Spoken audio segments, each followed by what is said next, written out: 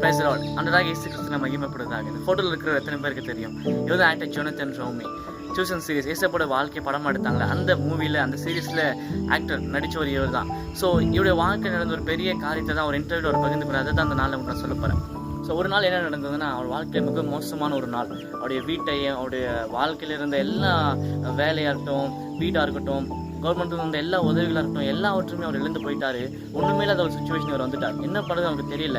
So அவர் உடைஞ்சு போயிருக்க அந்த சூழ்நிலையில் கூட என்ன பண்ணாருன்னா, பக்கத்தில் இருந்த ஒரு சர்ச்சுக்கு போயிட்டு அவர் முழங்கால பண்ணிட்டு ஒரு வார்த்தை சொல்லி ஒரு ப்ரே பண்ண, என்னன்னா, லார்ட் ஐ சரண்டர், என்னுடைய வாழ்க்கையை நான் சரண்டர் பண்ணுறேன், என்னுடைய வாழ்க்கையை உங்கத்தில் ஒப்பு கொடுக்குறேன், நீங்கள் வாழ்க்கை வைத்து என்ன செய்யணும்னு நீங்கள் விரும்புகிறீங்களோ அதை நீங்கள் செய்யுங்க அப்படின்னு சொல்லிட்டு அவர் ப்ரேயர் பண்ணார். ஸோ ப்ரேயர் பண்ண அந்த செகண்ட் வந்து எந்த ஒரு பெரிய மிராக்கிளோட வாழ்க்கையில் நடக்கல.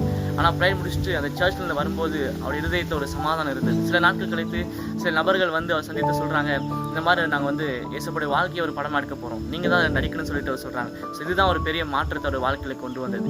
அந்த ப்ரேயர் பாருங்களேன், என்னோட வாழ்க்கையை நான் ஒப்பு கொடுக்குறேன். இதே போல் தான் நம்மளோட லைஃப்பில் கூட நிறைய ஃபெயிலியர்ஸ் வரும், நிறைய டிஃபிகல்ட்டிஸ் வரும். இப்படி வரும்போது கூட நம்ம என்ன பண்ணுறோன்றது தான் ரொம்ப முக்கியம்.